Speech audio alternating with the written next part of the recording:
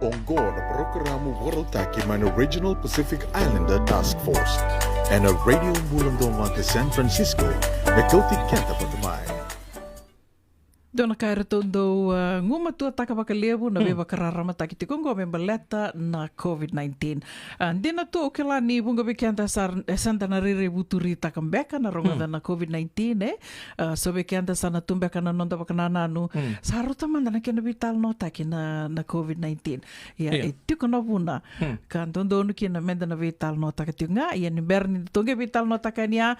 sona wili e baka de uto taki takamengo tu ka o kiri koe mena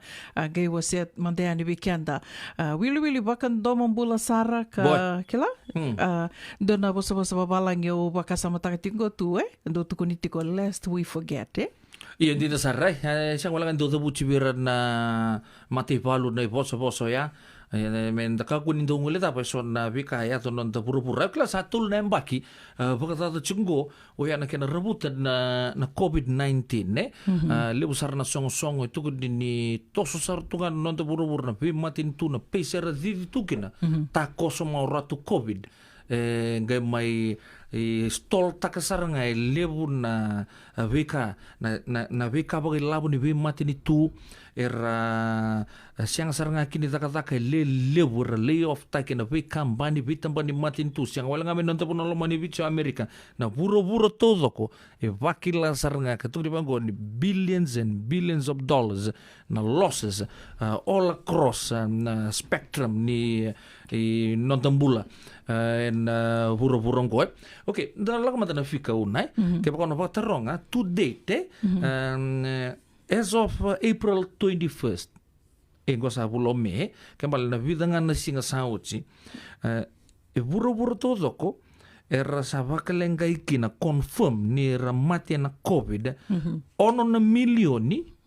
walu nan rau 5 ka walu na undolu, wanan rau 2 ka bitu. 6,858,497. Ono na milioni. Sa bobole katala ni vitu. Yan na leoni bonua en non da pura. Ya, America, bekento America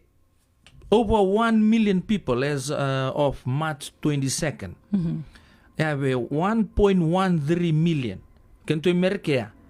sa 2 milioni vakata talanga. Ya, kepa ka na terang. Ya, kito ibichi kenta toma ibichi ngo.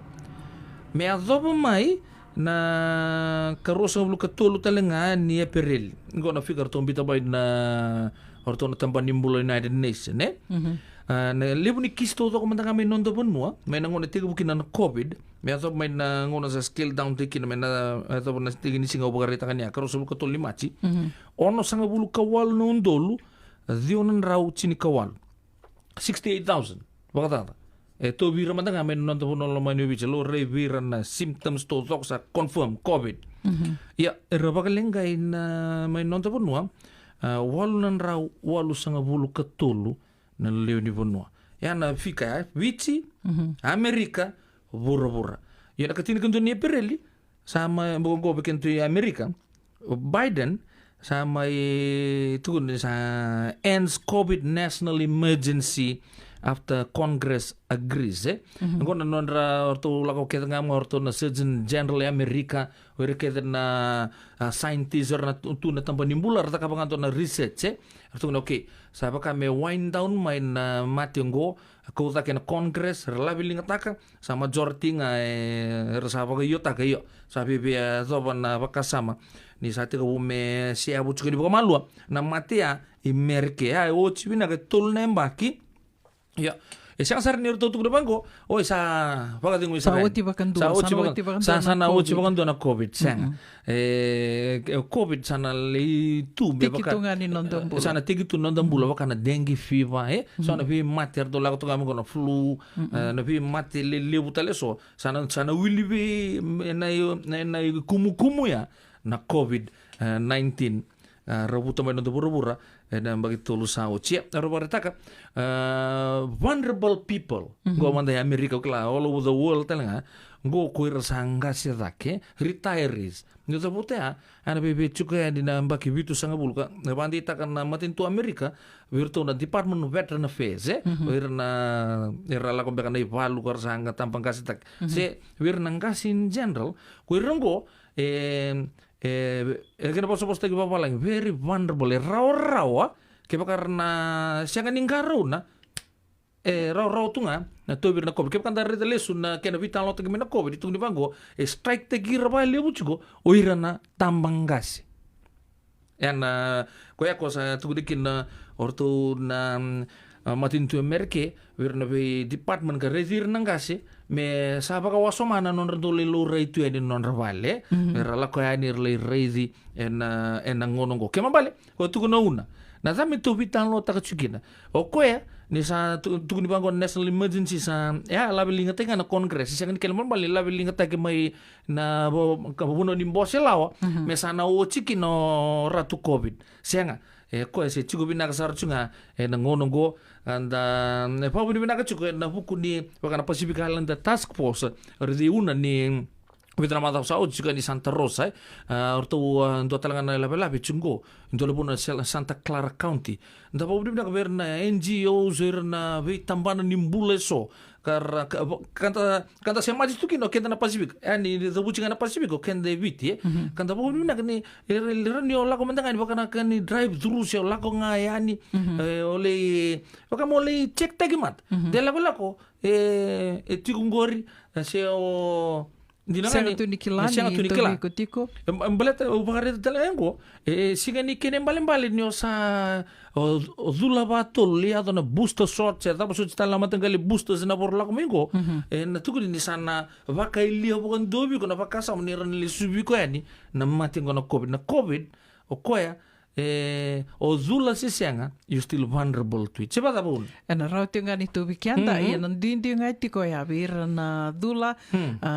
na chances leila io en rauni na tu bir talitunga io en senga so tini ni na vakila na kena bimbi senga so tini da vakila na kena borra na bika so da vakila mai na COVID-19 ando na kena vakarita ngo tu no laku tiko mengo no senga laku tu me daka ni na kabinikua girma indo marama gai tuno koe endongo ngir dona marama ni tonga engir ni wa vangarati ko endua me living ravi dona caregiver vangarati ngo dona caregiver o kaisara ni kisi vakadava tuno koe go tukuni mai ni ro vakabe watini ro na ngase vakabe watini ro covid ro tiko ro tobi covid ro kan rendre na no to vangara endua mena lakwani melinga ravi rawe ya vakandina dina taksartik ngaya ni senga ni na vakanando kuikenda vakandua na covid-19 esa na mai tiko sana tiki ni nondambula ya na kai mbimbi kina ka vakambimbi tagitio kina mai na matini tu kiweira na mata na songo bango vakana Regional Pacific Islander Task Force vakatela kina na vitambana nimbula so me na vitala no tagitio nga me tiki nga ni nonda vitala no na visinga na COVID-19 esenga ni sa vakananda kuyani vakandua vikito ngango Itumba na studio Itumba itiko nga kina dona marama sandu tunga kina visinga kede member leta tunga vira karabia la komai me rabia mai teste se randikevi tiko mbeka vira na COVID-19 se senga ngon ser matanga gotu andona kateni lewe soli me bia na madha sawati na mai na Pacific Islander Task Force orto solia mai ndona tamani kateni lewe ngo mena ngai vi solia kian me ngai wase yani na home test kits sa vakararata na home test kits yo tukuni tiko tu ni sa mai dhaba tiko ngo na emergency declaration awat kunani na madha sawati ni ngai dhaba na bulo mai ngo ia ngo sa toso mai muri sa mai nanoa senikua tu kasa vakandita kikina ni sa mai dhaba sa mai vaka dhapar kina o se mai satu no ko sa senga tale ni kila baka me tubaki ni ngona me emergency Right. na COVID-19. Sa senga ni wili me emergency na COVID-19 ina mata ni tungo Amerika. Ia sabati ko ya na senga ni ken mbale ani me sa menda ko ni vital no taka. Enda na vital no taka tinga baleta ni ndo tale na ka urongo di tika ni ko tu na no la tale tinga mai yo sando warong tunga na news kilar to sana so sambe kana no vita mani na lewo ni no do warong da tu na news urongo di tika mai ni endo na kai va ke litingo lewo era tukuna tiko ya ni waka metosa da tiko na wili ni leo ni vanua era wakarita ke tiko ya ni waka nandalinganra endo na kai ra rongo da tiko ringing tone in the ears dona ka era rongo da tiko go vi rambeka kila waka rita kimbeka Baka me ngitu nandalingan. waka me sana rauni ralindin di barambeka se weekend to na do tu weekend to na mo sini ulu na migraine o yo sono ngono do wakila talnga ya tu na waka me ndu tu na rorongo dalingan dai yo sangai tu kuni tu ngane waka ni sa to so daki tu ngamai ni wili it's not uncommon tukuni tiko senga ngo esa lewer endo tu virtu na kago na kenendo wakamenda rongo da tu endo na rorongo indelinganda ya Dangono go ba kami ko daki tiko mai me tukuni tiko dem paleta beka go na COVID-19 dengo e boom beka mai na idula ni tatarovi ni COVID-19 matangali vital nova ya sartonga sarnge tukuna mai na buniwai mai na tambana ni bula ni sarto bakan di kebira kar kila lebuto na survey endo baka iduri na baka tatariso baka matila lai bira kar baka rita kaya ni mostiko bango se ni baka me rongo de tiko na rongo ya ringing noise in the ears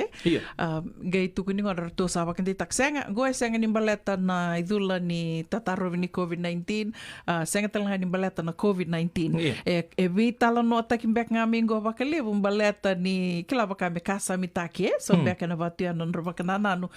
go bek la na COVID-19 but it's not Oke uta ko so manda una aureda chukile no post ngome non to no mani ubiche sa lebu saranga sa zaka bimbulu tungango turao ge lebu vakame tolu sangabulu batata basangabulu le 5 sangabulu klase tuni sem roso tangana no awata lota ko chukino namba kinimbula namba kinimbula saranga so sanga la ko chukino raba kasama baleta sarangan na dula ko la ko kala la ko tuna kena conspiracy theory no te buru ko sanga me regulate kena lewe buru na kenda wili okay go baka me ortombo sia patanga ele vida la zoka taken baka samata na covid ngo sababu na kena split no song gulut mai bichi manta so rabina kata me dula so artu na pango sa rotanga mer tu ngu so ni tal me zakana dula beleta tabo ni so libira na ilabo kla sali tawir tu bena no da baka sama no da vital no o ge pango men sa ya usar na no to purpura yo azap na no moni reo mantang so nanguna ni uri tu na mati bitar rabisa la ko bitso sange bola tu sianga sa non rango na nga ni mati ya so sang le pango ai bebe enjin ambe kamat ndo na ngona leka ngo sara mati bitar rabisa nga ko zumbula sa to zorbo ngone lewa so saranga dusi chu na baka samango kona zula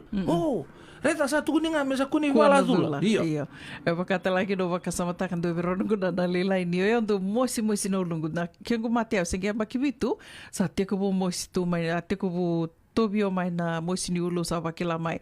on and off do batu ya sonongo na sando bimbi saranga baka usini ni ridra na rarama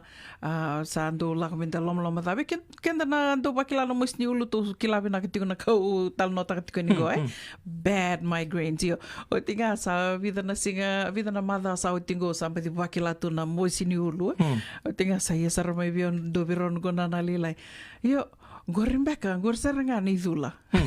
Gorsaranga ni dula. Yo. Watu ya lebuto na vitala noa. Zabu na murai. Zabu beka na mundo rai na sema tiko mai na kavini kua. Ya, dava kavini vena katiko kena Regional Pacific Islander Task Force. Rawa ni mai vitala no tikina na vika vango. Konga ya na nero